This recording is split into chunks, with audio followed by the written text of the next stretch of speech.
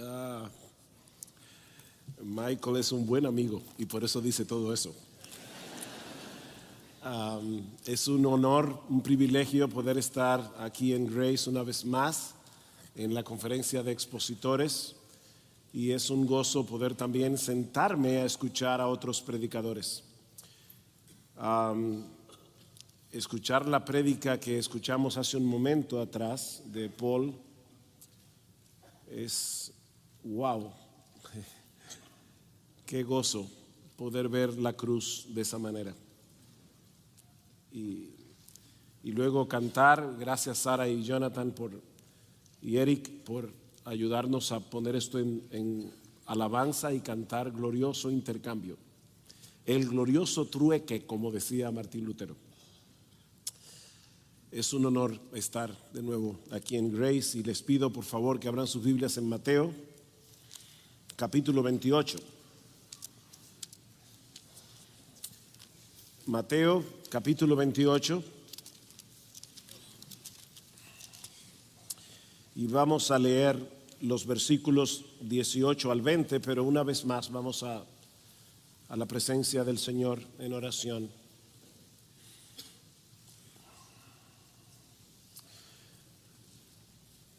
Padre bueno, nosotros sabemos que no tenemos la capacidad de mostrar a través de la predicación de tu palabra la hermosura de Jesús y la gloria de la cruz. Y nuestros hermanos aquí no tienen la capacidad de verlo como tú quieres que nosotros lo veamos. Pero nosotros creemos en el Espíritu Santo. Nosotros creemos que tú enviaste tu Espíritu para que Jesús sea glorificado. Y nosotros queremos rogarte ahora, Señor, que tú bendigas tu palabra a pesar de nuestra debilidad, para que eso sea posible en esta hora. Gracias, Señor, por lo que tú nos has dado hasta aquí en esta conferencia. Pero, Padre, tenemos hambre de más. Ayúdanos, Señor. Oh, cómo necesitamos tu ayuda. Ven y háblanos por tu palabra. Ven y hazte presente por tu palabra. Ven y obra por tu palabra. Oh, permítenos ver a Cristo, Señor, porque te lo pedimos en su nombre. Amén. Versículo 18, Mateo 28 dice: y Jesús se acercó y les habló diciendo: toda potestad me es dada en el cielo y en la tierra. Por tanto, id y haced discípulos a todas las naciones, bautizándolos en el nombre del Padre y del Hijo y del Espíritu Santo, enseñándoles a guardar todas las cosas que os he mandado. Y he aquí, yo estoy con vosotros todos los días hasta el fin del mundo. Amén. Cuando el Señor Jesucristo murió en la cruz del Calvario, apenas tenía unos cuantos discípulos, a los cuales seguramente se añadieron algunos más después de su resurrección. Dice en el capítulo 1 del libro de los Hechos que después de ascender a los cielos, en el aposento alto habían 120 personas. Eso era todo. Eso era el cristianismo en ese momento. Sin embargo, para el año 250 después de Cristo, en el Imperio Romano los cristianos se contaban por millones, literalmente por millones, a pesar de toda la oposición que tuvieron que enfrentar desde el principio, toda la persecución de los césares romanos. Y la pregunta es: ¿qué fue lo que hizo posible ese crecimiento tan extraordinario? Y la respuesta más obvia es que el Señor Jesucristo estaba cumpliendo su promesa en Mateo capítulo 16, versículo 18: yo edificaré mi iglesia y las puertas del Hades no prevalecerán contra ella. Ya hemos escuchado a través de esta conferencia que es Dios en su soberanía el que hace eficaz la predicación de la palabra. Yo planté, Apolos regó, pero el crecimiento lo ha dado Dios, dice Pablo. Sin embargo, Dios usa medios para llevar a cabo su obra. Y en este caso particular es indudable que estos primeros cristianos tomaron muy en serio las palabras del Señor en Mateo 28. Id y haced discípulos de todas las naciones. Y ese es el texto que me han pedido predicar en esta conferencia. Ahora, cuando se predica de este texto, conocido como la Gran Comisión, muchas veces nos sentimos abrumados, aplastados, abrumados por la magnitud de la tarea que nosotros tenemos por delante y con un fuerte sentido de culpa por lo poco que nosotros hacemos para la expansión del reino de Dios. Y ciertamente deberíamos sentir una gran carga en nuestro corazón por la enorme cantidad de personas en el mundo que nunca han escuchado siquiera el nombre de Jesús. Y aún debemos sentirnos amonestados cuando no percibimos en nuestro corazón un genuino interés por la salvación de los perdidos y por dar a conocer a otros al Señor que nos ha salvado de pura gracia. Es apropiado, mis hermanos, que nosotros experimentemos ambas cosas en nuestro corazón si somos cristianos. Sin embargo, yo no creo que debamos leer las palabras del Señor en Mateo 28 como una especie de amonestación perpetua para la iglesia. Yo sospecho que cuando muchos leen la Gran Comisión, lo que ellos sienten es algo como esto, como si Jesús estuviera diciéndonos: dejen de perder el tiempo en boberías y salgan a predicar el Evangelio. Y ciertamente yo creo que deberíamos dejar de perder el tiempo en boberías y salir a predicar el Evangelio.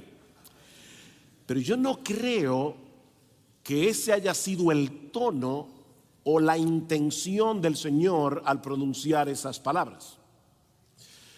Mis hermanos, el hecho de experimentar un permanente sentido de culpabilidad no es lo que nos va a motivar a salir afuera a anunciar el Evangelio a un mundo que perece en sus pecados. La culpa no motiva. Yo no creo que el hecho de experimentar un eterno sentido de culpabilidad va a ayudar a las iglesias a mejorar en el evangelismo.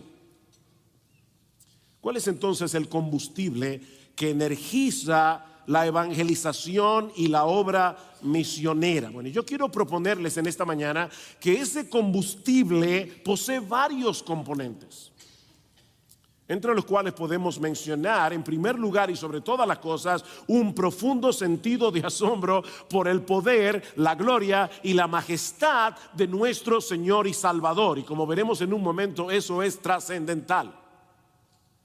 Yo creo que la razón por la que nosotros no salimos a evangelizar como deberíamos es porque no admiramos lo suficiente a nuestro Señor, porque todos hablamos de lo que admiramos.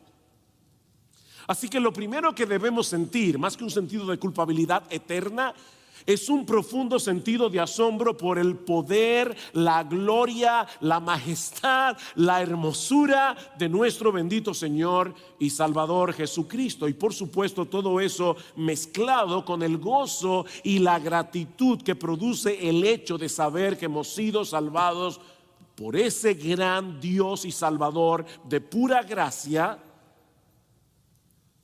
Un genuino interés por los que se pierden, obviamente, y la seguridad inconmovible en la promesa de su presencia en nuestras vidas todos los días hasta el fin del mundo. Ven, es un combustible compuesto de varias cosas.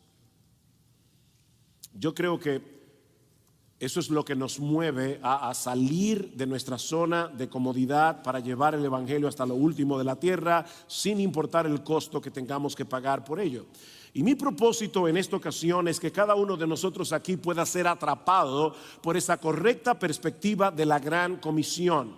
Mis hermanos, de nada sirve estar aquí en estos días, escuchar hablar acerca del evangelio, escuchar hablar acerca del evangelismo, si no estamos dispuestos a salir afuera y predicar el evangelio.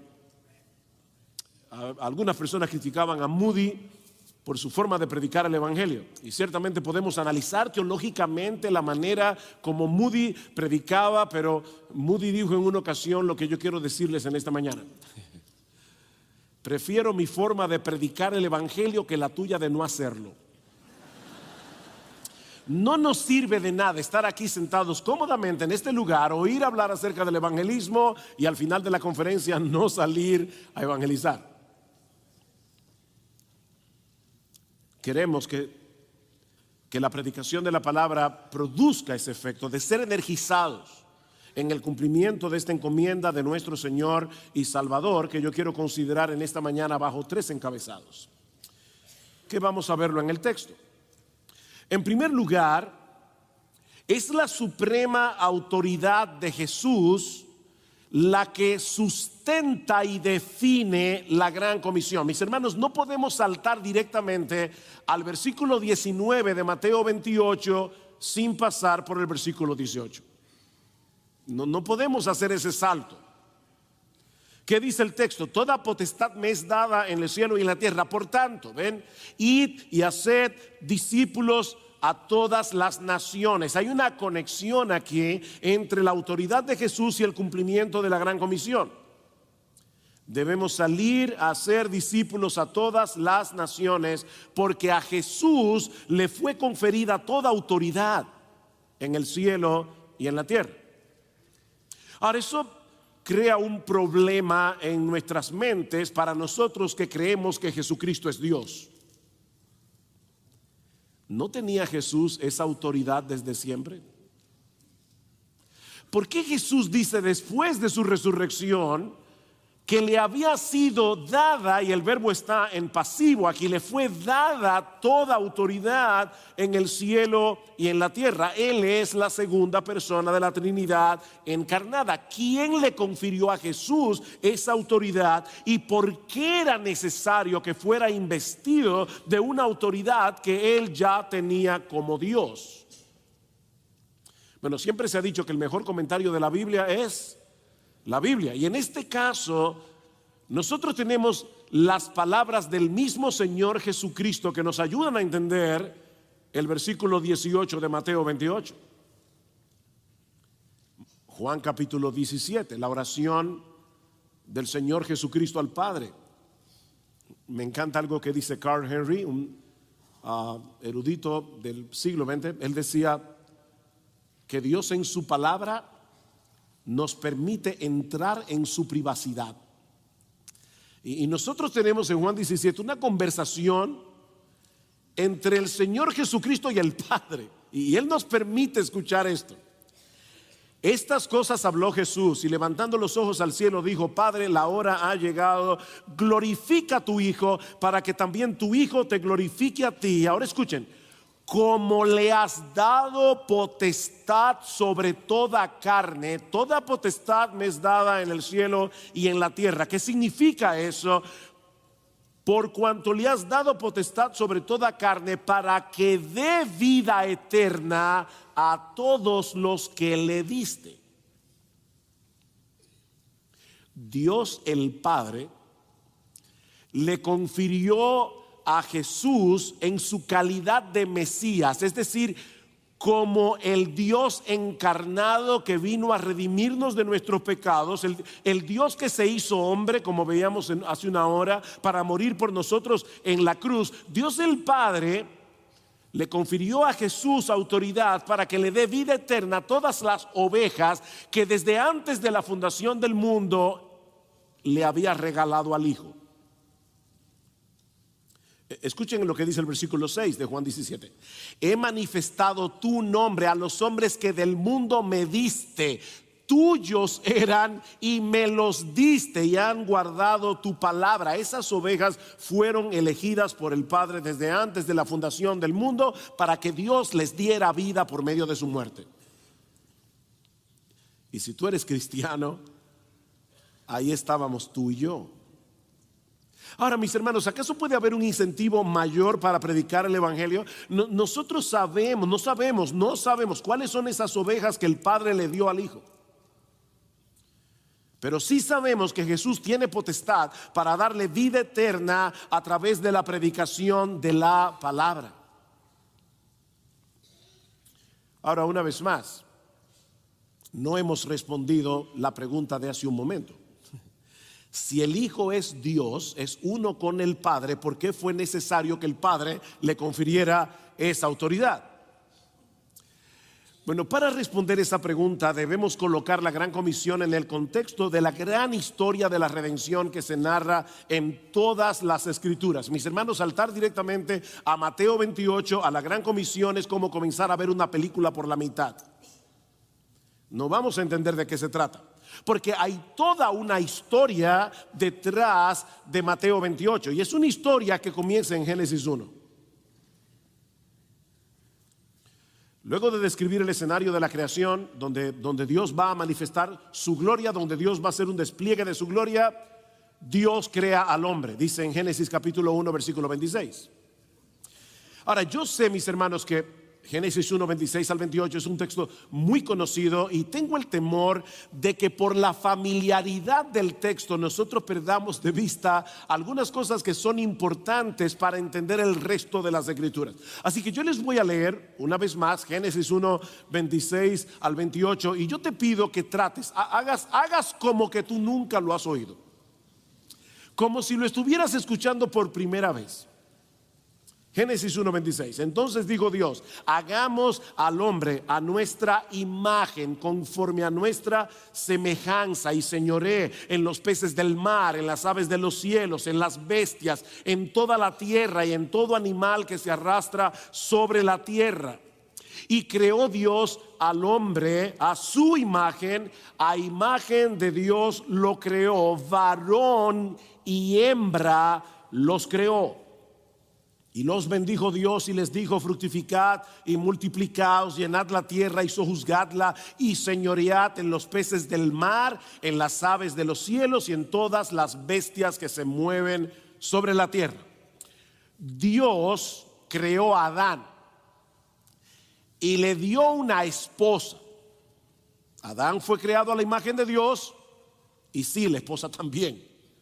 Los dos fueron creados a la imagen de Dios, con el propósito de que esta primera pareja de esposos llenara la tierra de imágenes vivientes de Dios, para que esas imágenes vivientes de Dios, regadas por todo el planeta, rigieran la tierra, fueran corregentes con Dios, bajo la autoridad de Dios, para la gloria de Dios. Guarden eso ahí en el disco duro, porque es extremadamente importante que nosotros entendamos esto para comprender la Gran Comisión. Porque, mis hermanos, la Gran Comisión se encuentra íntimamente relacionada con esta responsabilidad que Dios le dio al hombre desde el principio, y que fue saboteada por Satanás en Génesis capítulo 3. Nosotros conocemos la historia. Adán y Eva se dieron a la tentación de actuar como seres autónomos, y por causa de su rebeldía, la imagen de Dios en nosotros no se desintegró, pero sí se deformó. La imagen de Dios en nosotros quedó distorsionada. Así que ahora parece que no se va a cumplir el propósito de Dios. ¿Cuál era el propósito de Dios? Llenar la tierra de seres vivientes creados a su imagen. Pero ¿saben qué, hermanos? El diablo nunca se puede salir con la suya, porque Dios es Dios. Así que en vez de exterminar a la raza humana, en Génesis capítulo 3, versículo 15, Dios prometió redención a través de un Salvador que iba a ser un ser humano, un redentor nacido de mujer, un hombre como nosotros, como tú y como yo, el segundo Adán, o el postrer Adán, como le llama Pablo al Señor Jesucristo en 1 Corintios capítulo 15. Y ese postrer Adán habría de revertir todos los efectos de la caída, incluyendo el hecho de restaurar en nosotros la imagen de Dios que quedó distorsionada por causa del pecado. Eva es la madre de todos los vivientes, no de todos los murientes, porque un descendiente suyo habría de revertir la maldición en bendición, trayendo vida por medio de su muerte. Más adelante en la historia redentora, Dios escoge a un hombre llamado Abraham, a quien le promete darle descendencia y bendecir a través de él todas las familias de la tierra. Así que lo que Adán perdió en el paraíso va a ser recobrado por este descendiente de Abraham, que no es otro que nuestro bendito Señor y Salvador Jesucristo, como dice Pablo en Gálatas capítulo 3 versículo 16. Pablo dice: ahora bien, la promesa vino a Abraham y a su descendencia. No dice y a sus descendencias como si hablase de muchos, sino ya su descendiente, la cual es Cristo. Cristo es el gran descendiente de Abraham. Y como vimos en la hora anterior, nuestro Señor Jesucristo obedeció perfectamente la ley en nuestro lugar, desde la cuna hasta la tumba, lo que ni Adán ni ningún otro ser humano ha podido hacer jamás. Y luego murió como nuestro sustituto, cargando con nuestra culpa en la cruz. El gran intercambio del que cantábamos hace un momento, para luego resucitar al tercer día y ascender a los cielos, donde está ahora sentado a la diestra del Padre, sobre todo principado y autoridad y poder y señorío, y sobre todo nombre que se nombra no solo en este siglo, sino también en el venidero. Ahora, ¿saben lo que esto significa, hermanos? Que ahora hay un hombre sentado en el trono de Dios. A la diestra hay un hombre sentado a la diestra del Padre, el postrer Adán, a quien el Padre le ha conferido una autoridad infinitamente superior a la que Adán perdió en el paraíso. Jesús de Nazaret, el hijo de María, fue entronado en los cielos y ahora gobierna sobre todo el universo como Rey de reyes y Señor de señores. Él se humilló hasta lo sumo, haciéndose obediente hasta la muerte y muerte de cruz. Pero la historia no terminó allí. Dice Pablo en Filipenses 2: Dios también lo exaltó hasta lo sumo y le dio un nombre que es sobre todo nombre, para que en el nombre de Jesús se doble toda rodilla y toda lengua confiese, en los cielos y en la tierra y debajo de la tierra, y toda lengua confiese que Jesús es el Señor, para gloria de Dios el Padre. Bueno, lo que estamos diciendo, mis hermanos, es que es esa realidad la que se encuentra detrás de las palabras de Mateo 28. Toda potestad me ha sido dada en el cielo y en la tierra. El Hijo siempre tuvo esa autoridad porque Él es Dios. Pero en su calidad de Mesías, como el postrer Adán, a Jesús le fue conferida toda autoridad sobre todo lo creado. De manera, mis hermanos, que es absolutamente imposible que su obra termine en un fracaso como sucedió con Adán. Jesús es el Señor. Jesús es el Señor. Él gobierna sobre todo, desde las inmensas galaxias hasta las partículas atómicas. Él ejerce su poder y autoridad sobre todas las cosas creadas, absolutamente todas, y sobre las acciones de los hombres y de los ángeles, buenos y malos. De manera, mis hermanos, que es absolutamente imposible que alguien pueda impedir que Jesús lleve a cabo lo que el Padre le encargó. Así que lo que el Señor está diciéndonos en Mateo 28 es: vayan y prediquen este evangelio, porque yo soy el soberano del universo. Nada ni nadie puede impedir que las ovejas escogidas por mi Padre vengan a mí para comenzar a ser restauradas a la imagen de Dios. No hay gobierno humano que pueda detenerlos, dice Jesús. No hay ninguna religión que pueda retener permanentemente a los que son míos. No importa si en este momento se están sumidos en el Islam. No importa si en este momento vivan en Corea del Norte. Si son mis ovejas las que el Padre me dio, vendrán a mí. No hay autoridad que pueda impedir eso. Toda autoridad, mis hermanos, es esa autoridad suprema de Jesús la que garantiza el cumplimiento de la gran comisión. Por eso dice Mateo 24:14: y será predicado este evangelio en todo el mundo para testimonio a todas las naciones, y entonces vendrá el fin. No será ni un segundo antes ni un segundo después. Este evangelio va a ser predicado. Eso no es dubitativo. Jesús nos dice: I have a dream, yo tengo un sueño. Me gustaría que este evangelio fuera como dice Martin Luther King. No, Jesús no tenía un sueño. Jesús tiene un plan. Y Él dice: este evangelio será predicado en todo el mundo y entonces vendrá el fin. No puede ser antes, porque Jesús es el Señor. El evangelio llegará hasta donde tiene que llegar. Es por eso que podemos salir a proclamar con toda confianza este evangelio, sabiendo de antemano que al final de la historia los escogidos del Padre de toda tribu, pueblo, lengua y nación estarán allí delante del trono del Cordero, cantando a gran voz: el Cordero que fue inmolado digno es de recibir el poder, las riquezas, la sabiduría, la fortaleza, el honor, la gloria y la alabanza. Él es digno. Y ahí estaremos tú y yo, dominicanos, chilenos, mexicanos. Sí, los mexicanos van a estar ahí. Peruanos, españoles, gringos. Es la suprema autoridad de Jesús la que define y sustenta la gran comisión. Ahora, lo segundo que nosotros vemos en nuestro texto es la amplitud y profundidad de la gran comisión.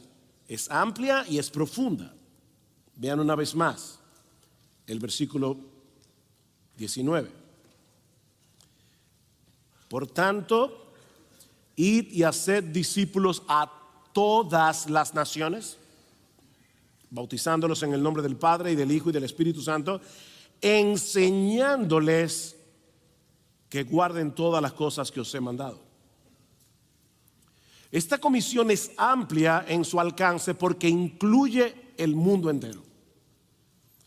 Vayan y proclamen por el mundo que yo soy el Señor sobre toda cultura y sobre toda nacionalidad. No hay un salvador para los judíos y otro salvador para los chinos y otro para los hispanos. Solo a mí se me ha conferido toda autoridad en el cielo y en la tierra para dar vida eterna a las ovejas que el Padre me dio. Hay un solo salvador. Todos los hombres de todas las culturas, de todas las razas, de todas las religiones tienen que arrepentirse de sus pecados y confiar únicamente en Cristo. De lo contrario se perderán. Juan 14:6: yo soy el camino, la verdad y la vida. Nadie viene al Padre sino por mí. No hay otra forma. No hay otro nombre bajo el cielo dado a los hombres en el cual podamos ser salvos. Hay un solo nombre y es el nombre de Jesús. Sí, yo sé que decir eso no es políticamente correcto en este mundo pluralista en el que nos ha tocado vivir, pero mis hermanos, la verdad no deja de ser verdad porque muchos decidan cerrar sus oídos contra ella. Hay un solo Dios y hay un solo mediador entre Dios y los hombres, uno solo, Jesucristo hombre. Fuera de Él no hay salvación para nadie. Ahora, decíamos que esta comisión es amplia en su alcance, pero también es profunda. Noten, mis hermanos, que Jesús no nos mandó a ser convertidos, sino discípulos. En nuestras Biblias en español hay dos verbos en imperativo. Id y haced discípulos. En el original hay un solo imperativo en el texto, que es haced discípulos. Así que la orden es: hagan discípulos. Un discípulo es un seguidor de Jesús, es un aprendiz de Jesús, es alguien que ha decidido deponer su autonomía y rendirse ante Jesús como su único dueño y Señor. Tal vez el mejor texto del Nuevo Testamento que podemos usar para definir lo que es un discípulo es Efesios capítulo 4. En Efesios capítulo 4 Pablo dice: ya no andéis como los gentiles que andan en la vanidad de su mente, teniendo el entendimiento entenebrecido, ajenos a la vida de Dios por la ignorancia que en ellos hay, por la dureza de sus corazones, y por eso se han entregado con avidez a toda clase de impiedad. Y ahora escuchen versículo 20 de Efesios 4: pero vosotros no habéis aprendido así a Cristo. Qué extraño es eso, ¿verdad? ¿Cómo se aprende a una persona? Ustedes no aprendieron así a Jesús. No es simplemente, mis hermanos, aprender un conjunto de doctrina. Eso no es discipular. Lo que tenemos que enseñar a otros es a una persona. Es a Jesús. Una persona a quien la Biblia señala, y ahora noten la conexión con Génesis 1, a quien la Biblia señala como la imagen visible del Dios invisible. ¿Cuál fue la encomienda a Adán y Eva? Llenar la tierra de seres vivientes creados a la imagen de Dios, llenar la tierra de imágenes vivientes de Dios. ¿Quién es Jesús? Él no fue creado a la imagen de Dios. Él es la imagen de Dios. Él es la imagen visible del Dios invisible. Como dice en Hebreos capítulo 1 versículo 3. Él es el resplandor de la gloria de Dios. O como podemos traducirlo, Él es la expresión exacta de su naturaleza. Ese es Jesús. Recuerden, hermanos, que Cristo vino a restaurar en nosotros la imagen de Dios que quedó estropeada por causa del pecado. Lo que el primer Adán debió haber hecho junto con su esposa, llenar la tierra de imágenes vivientes de Dios, ahora lo está llevando a cabo Jesús, el postrer Adán, con su esposa, que es la iglesia. ¿Ahora ven mejor la conexión? Dios creó a Adán y le dio una esposa. Dios envió a Jesús y le dio a una esposa escogida por el Padre. Yo no sé por qué hay tantas personas que tienen problemas con el tema de la elección. Decía Spurgeon: oye, ven acá, ¿por qué tú puedes escoger a tu esposa y Jesús no puede escoger la suya? ¿Cuál es el problema? Dios envió a Jesús y le escogió a una esposa. La esposa de Jesús es la iglesia. ¿Para qué? Para llenar la tierra de imágenes vivientes de Dios. Esa es la misión. Adán y su esposa Eva debieron haber hecho eso por procreación. Pero ahora, después de la caída, tiene que ser por regeneración. Pablo dice: yo os engendré por medio del evangelio. Es un engendrar, es un nuevo nacimiento. Así que lo que Adán y Eva, Adán y su esposa debían llevar a cabo por procreación, ahora Jesús y su esposa lo están llevando a cabo por regeneración, por medio del nuevo nacimiento. Ahora, hermanos, esto es increíble, porque Dios pudo haber llevado a cabo esa obra de salvar a los perdidos y de evangelizar a los perdidos sin la intervención de ninguno de nosotros. Pero Él ha decidido usar a su iglesia, a la esposa de Jesús, a través de la proclamación del evangelio en el poder del Espíritu Santo, para congregar a su pueblo de todas las familias de la tierra. Segunda Timoteo 2:10, Pablo dice: yo todo lo soporto por amor a los escogidos, para que ellos también obtengan la salvación que es en Cristo Jesús con gloria eterna. Pero Pablo, yo no te entiendo. Si son escogidos, ¿por qué tú sufres tanto? Son escogidos, se van a salvar como quiera. No se van a salvar como quiera. Porque el Dios que escogió a las ovejas de Jesús también escogió el medio a través de los cuales esas ovejas serán salvas, y ese medio es la evangelización y la oración. Pastor, pero yo no entiendo eso. Qué bueno, yo tampoco. Pero recuerda, mi hermano, que Dios no te ha pedido que desentrañes. Ahora estoy como Paul yo. Nuestro papel no es desentrañar los misterios que Dios no nos ha querido revelar. Nuestro papel es obedecer. Y Dios ha dicho que Él ha escogido la locura de la predicación del evangelio para que el impío se salve. ¿Qué debemos hacer tú y yo? Salir a predicar el evangelio. Todo lo soporto por amor a los escogidos, para que ellos también obtengan la salvación que es en Cristo Jesús con gloria eterna. No trates de entender lo que no vas a poder entender. Obedece. Es increíble lo que hace el evangelio. Dice Pablo en 2 Corintios 4, dice: porque si nuestro evangelio está encubierto, entre los que se pierden está encubierto, en los cuales el Dios de este siglo cegó el entendimiento de los incrédulos, para que no les resplandezca la luz del evangelio de la gloria de Cristo. El incrédulo está ciego. Sin embargo, Pablo dice en ese mismo texto, en el versículo 5, dice: por eso no nos predicamos a nosotros mismos, sino a Jesucristo como Señor, y a nosotros como vuestros siervos por amor de Jesús. Otra vez, Pablo, no te entiendo. Si el incrédulo está ciego y él no puede ver la gloria de Jesús que se revela en el evangelio, ¿por qué tú predicas? Respuesta, versículo 6: porque Dios, que mandó que de las tinieblas resplandeciese la luz, es el que resplandeció en nuestros corazones para iluminación del conocimiento de la gloria de Dios en la faz de Jesucristo.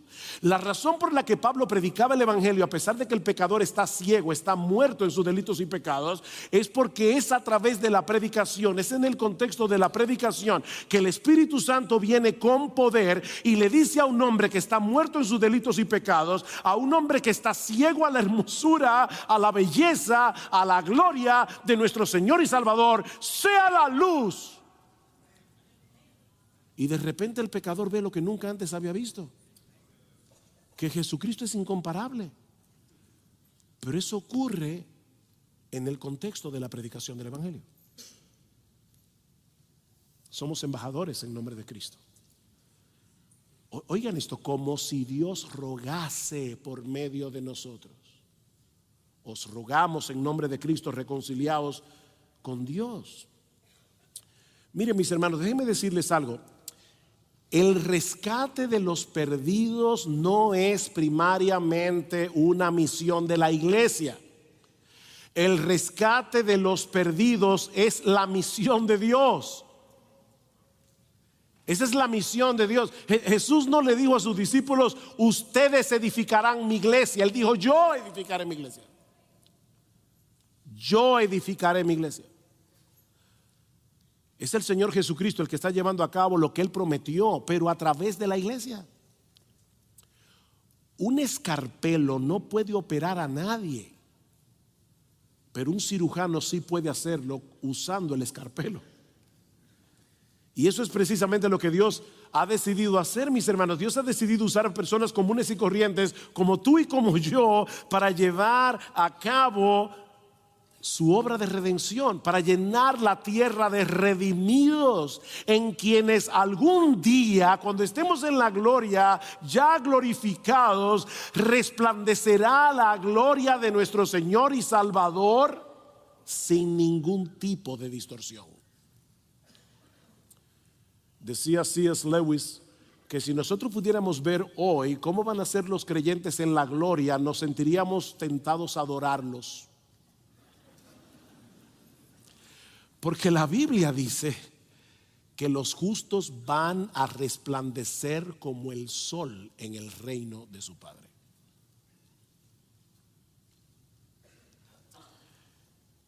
¿Cuál es el papel que le corresponde a la iglesia? Yo les decía que nuestro texto tiene un solo imperativo: hacer discípulos. pero tiene tres participios en griego a través de los cuales el Señor nos indica cómo es que vamos a ser discípulos: yendo, bautizando y enseñando. Hay tres cosas que debemos hacer. Debemos ir. ¿Ir a qué? A predicar el evangelio.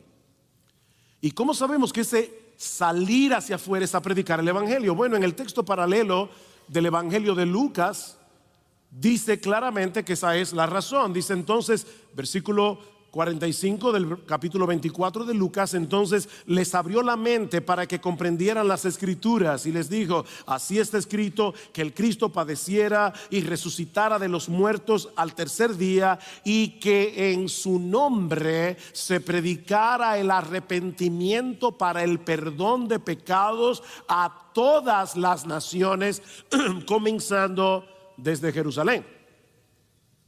Debemos salir a proclamar la buena noticia de que Cristo pagó nuestra deuda en la cruz del Calvario, que hay perdón en Él para todo aquel que cree. En otras palabras, Dios nos está dando el privilegio, mis hermanos, de ser un escarpelo en sus manos para hacer una operación de corazón abierto. Nosotros vamos con el evangelio y Dios toma el escarpelo y quita del impío el corazón de piedra y le pone en su lugar un corazón de carne. Y eso pasa a través de la predicación del evangelio. Él de su voluntad nos hizo nacer, ser engendrados por la palabra de verdad. Es la palabra la que tiene ese poder.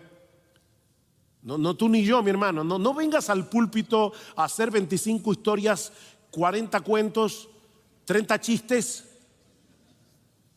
Esa no es la razón por la que estamos parados en este lugar. Nosotros venimos aquí a predicar la palabra de Dios,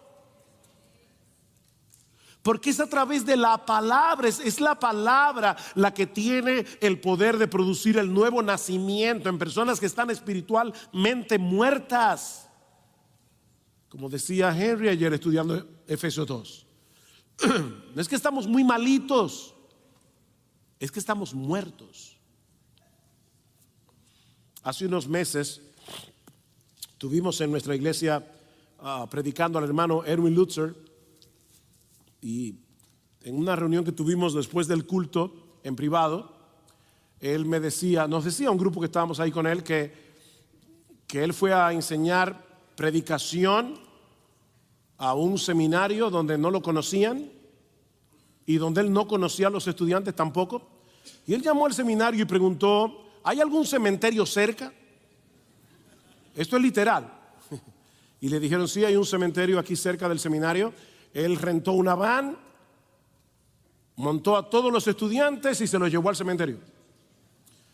Y le dijo: primera lección en mi clase de predicación, escojan una tumba. Yo voy a escoger la mía. Dice, cogió precisamente uno que se llamaba Jonathan, un muerto se llamaba Jonathan. Me acuerdo como ahora. Dice, ok, ahora yo quiero que ustedes comiencen a predicarle a la tumba a ver si algún muerto resucita. Y obviamente todos los estudiantes estaban diciendo: este hombre se volvió loco, tiene Alzheimer o no sé qué. Él vio la extrañeza y dijo: parece que ustedes no quieren hacer la tarea, así que yo voy a comenzar. Así que se paró delante de su tumba y comenzó: Jonathan, resucita. Y se queda esperando y dice: ¿será que no estoy gritando lo suficiente? Jonathan, que te levantes. Por suerte no se levantó. Al rato, Erwin Lutzer le preguntó a los estudiantes: ¿cómo ustedes se han sentido con este ejercicio? Y uno de ellos le dijo: para ser honesto, bastante estúpidos. Y él le dijo: ¿sabes una cosa, joven? Acostúmbrate a esto, porque eso es lo que tú vas a hacer ahora todos los domingos de ahora en adelante. Hablarle a muertos para que resuciten. Por eso no es en tu poder ni es en el mío, es en el poder del Espíritu Santo. Pero Él lo hace a través de su palabra. Somos escarpelos en las manos de Dios. Pero no solamente debemos ir y predicar, debemos bautizar a los que creen. Dice, bautizándolos en el nombre del Padre y del Hijo y del Espíritu Santo. Y es por medio de ese bautismo en agua que venimos a formar parte de una iglesia local, donde aprenderemos lo que implica en la práctica ser seguidores de Jesús como amo, dueño y señor de nuestras vidas. Es en el contexto de la iglesia donde se hacen discípulos. En otras palabras, mis hermanos, es en el contexto de nuestra interacción con una comunidad de gracia, de pecadores redimidos pero no glorificados, donde tú y yo vamos a seguir creciendo a la imagen de Dios. Es en la iglesia, en una iglesia local. Es muy fácil amar a los cristianos. Lo difícil es amar al hermano mío que está sentado a mi lado el domingo. Eso es lo difícil. ¿Cómo ustedes creen que va a crecer el fruto del Espíritu en nuestras vidas? Amor, gozo, paz, paciencia, benignidad, bondad, fe, mansedumbre, templanza, dominio propio. ¿Cómo crece eso?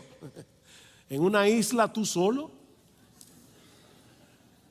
No, eso solamente crece en la interacción con los hermanos, cuando tenemos problemas y tenemos que comenzar a usar la palabra de Dios para resolver esos problemas. Hablar la verdad en amor. Escuchen lo que dice Pablo.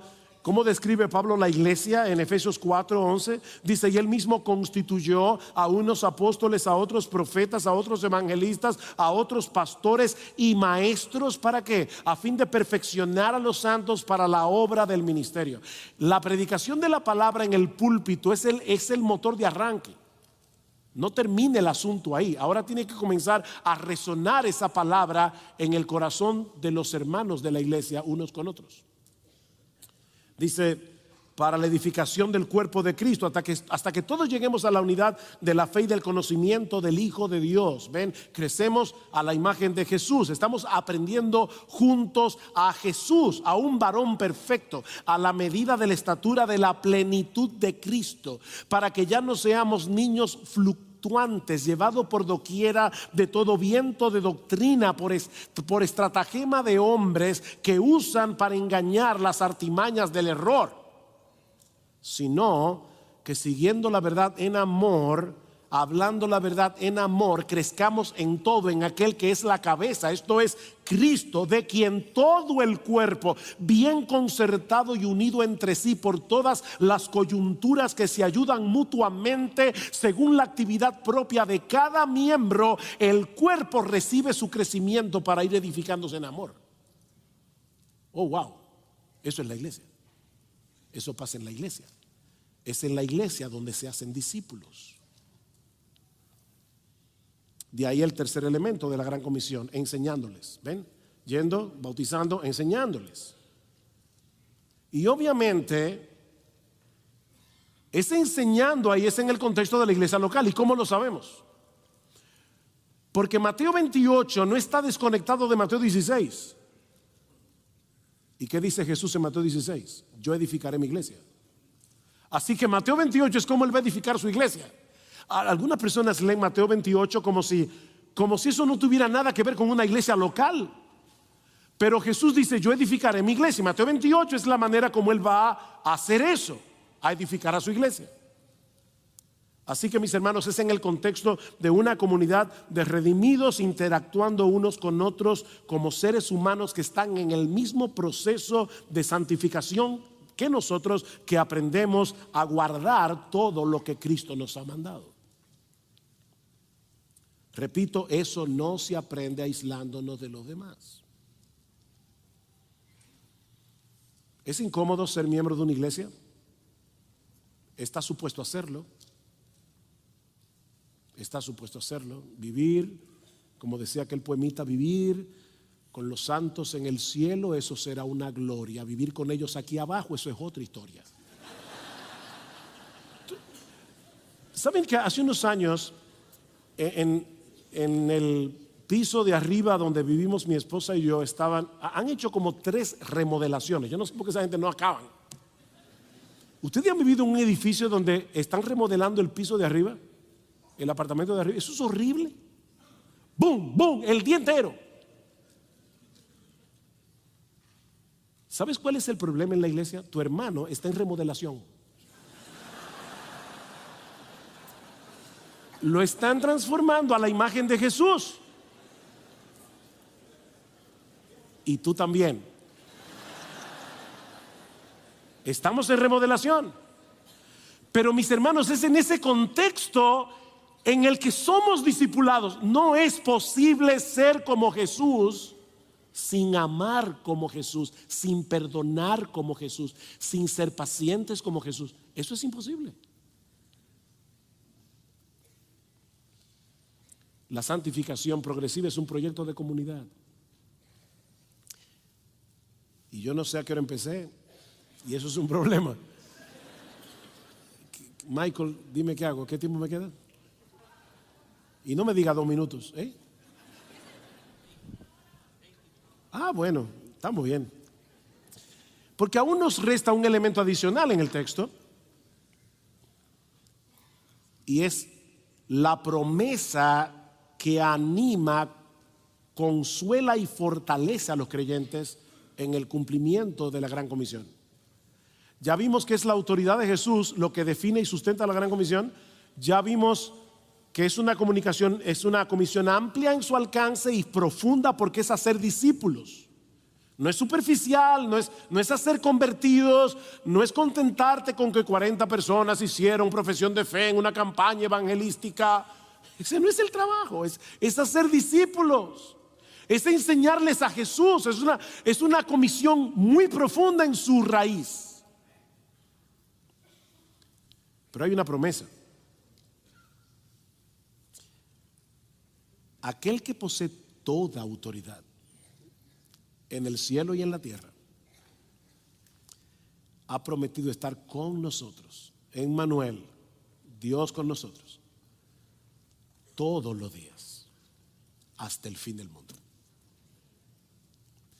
Vendrán problemas, vendrán dificultades cuando vayamos a proclamar la victoria de Jesús en el Calvario. Eso es evangelizar, es proclamar la victoria de Jesús en el Calvario. Nosotros somos heraldos, como decía Don Evis ayer, somos heraldos. ¿Y qué hacían los heraldos? Los heraldos iban de ciudad en ciudad proclamando la victoria de un rey, proclamando cómo es el nuevo gobierno y proclamando que ese rey venía a la ciudad.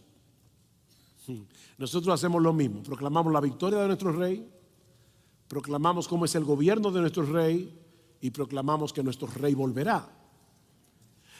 Evangelizar, mis hermanos, no es decirle a las personas, como me dijo una vez un joven en nuestra iglesia, yo le estaba entrevistando para la membresía, y yo le decía: fulano, ¿cómo tú evangelizas en la universidad? Oh, yo le digo a mis amigos: yo antes tenía un vacío en mi corazón, pero Jesús me llenó. ¿Y qué vas a hacer cuando te encuentres con otro estudiante que te diga: yo también tenía ese mismo vacío en el corazón hasta que comencé a practicar yoga y ya yo no siento ningún vacío? La razón por la que nosotros estamos predicando el evangelio no es porque la gente tiene un vacío en el corazón. Hay gente que son tan superficiales que ni saben que tienen un vacío. Es que son pecadores, es que van camino al juicio de Dios. Evangelizar no es decirle a las personas: Dios te ama y tiene un plan maravilloso para ti. Cuando Pablo quiere decirle a los romanos cómo él predicaba el evangelio: yo quiero predicar el evangelio, yo quiero ir a Roma a predicar el evangelio. ¿Saben por qué? Porque la ira de Dios se revela desde el cielo contra toda impiedad e injusticia de los hombres que detienen con injusticia la verdad. Esa es la razón. Y nosotros venimos a anunciar lo que ya Dios hizo hace 2000 años en la cruz del Calvario para salvar a pecadores. Eso es evangelizar. Es un anuncio de un hecho. Y la gente se va a molestar con nosotros. Y van a venir problemas porque hay algo que el diablo aborrece con todo su corazón y es el evangelio. Él va a tratar de impedir por todos los medios posibles que tú compartas el evangelio. Pero no temas, dice el Señor en Isaías 41:10, porque yo estoy contigo. ¿Ven la misma promesa de Mateo 28? No temas, porque yo estoy contigo. No te desalientes, porque yo soy tu Dios. Te fortaleceré, ciertamente te ayudaré, sí, te sostendré con la diestra de mi justicia. Nunca te dejaré ni te desampararé, dice en Hebreos 13. El Señor está con nosotros, y no solamente en esos momentos en que vamos a enfrentar grandes dificultades, no, dice todos los días. Qué bendición, hermanos. Todos los días. No tengan temor, dice Cristo, a la hora de salir de su zona de seguridad, porque donde quiera que vayan, yo estaré con ustedes en cada momento, en cada minuto, cada segundo, todos los días. Y por si todo esto fuera poco, esta promesa no tiene fecha de caducidad hasta el fin del mundo. Todos los días hasta el fin del mundo. Nuestro Señor Jesucristo regresará cuando el número de los elegidos haya sido completado. Mientras tanto, Él promete estar con los suyos, guardándolos y guiándolos hasta que estén seguros en su presencia en la casa de su Padre. Por eso decíamos al principio, mis hermanos, que el combustible que energiza la evangelización y la obra misionera es un profundo sentido de asombro por el poder, la gloria, la majestad de nuestro Señor y Salvador Jesucristo, pero mezclado con el gozo y la gratitud de saber que hemos sido salvados por gracia, amor por los perdidos y la seguridad inconmovible de su presencia en nuestras vidas todos los días hasta el fin del mundo. Eso es lo que nos mueve a salir de nuestra zona de seguridad para compartir con otros el glorioso evangelio que se revela en las escrituras de principio a fin, sabiendo que algún día, mis hermanos, algún día la tierra será llena del conocimiento de la gloria de Jehová como las aguas cubren el mar. Dios lo prometió, Dios lo hará. Pero el Señor nos ha dado a ti y a mí el enorme privilegio de ser parte activa del cumplimiento de esa promesa, mientras compartimos con otros el evangelio de la gloria de Cristo, el cual es la imagen de Dios. La gran comisión es para ti, para mí, si somos cristianos. Y no es una sugerencia, es una orden. Id y haced discípulos, es una orden. Pero yo me pregunto, hermanos,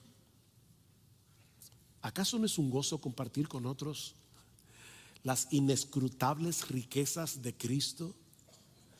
Para que su alabanza continúe traspasando las fronteras, para que su alabanza continúe resonando en gente de todo pueblo, tribu, lengua y nación. Mis hermanos, tenemos a un gran Salvador que compró para nosotros una gran salvación que ahora está disponible para todo aquel que cree.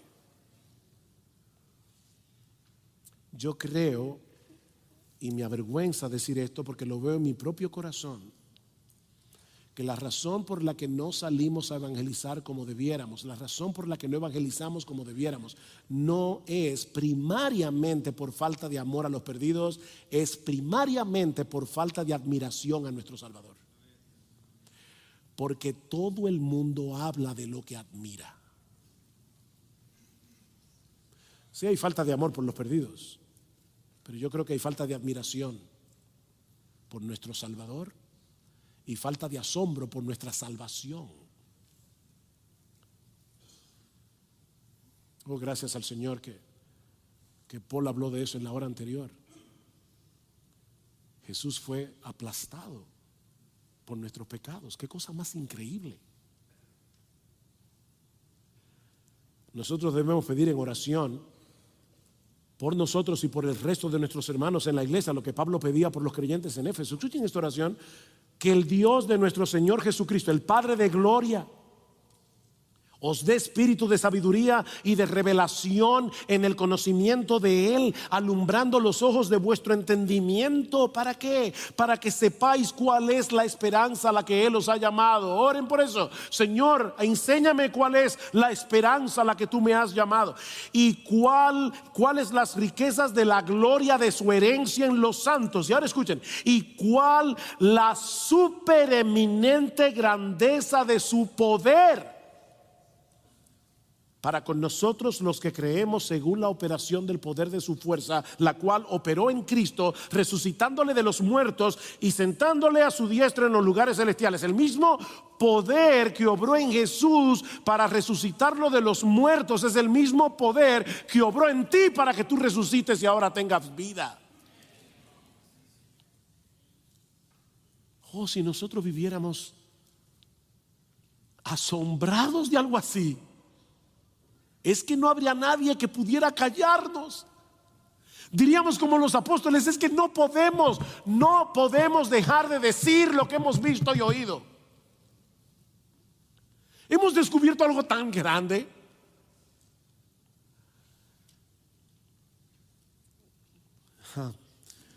Alguien me envió hace 2 días una cita de Octavio Winslow, un gran siervo del Señor, bueno, no se puede decir gran siervo ahora, un hombre de Dios del siglo XIX. Oigan esto, hermanos.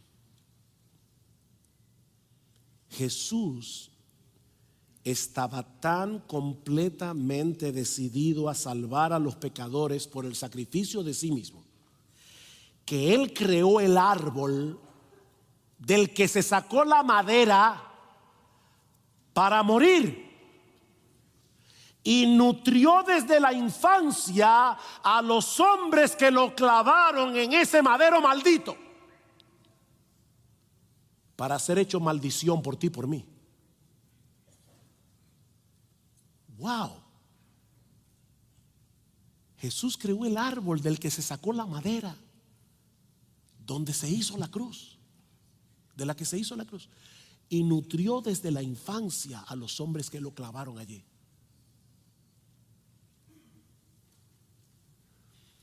Y cuando Él iba camino al Gólgota, con la cruz en un hombro, con la otra mano tenía el libro de la vida, donde estaba escrito tu nombre y el mío.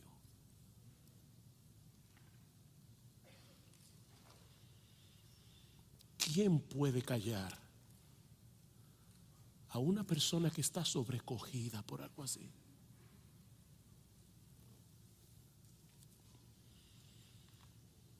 Oh, mis hermanos, que el Señor nos conceda salir de esta conferencia con un deseo renovado de proclamar el evangelio a los perdidos en el poder de su Santo Espíritu, comenzando por nuestra propia Jerusalén. No tienes que ir a China, mi hermano. Mira a tu vecino. No hay que irse a China. Comenzando por nuestra propia Jerusalén.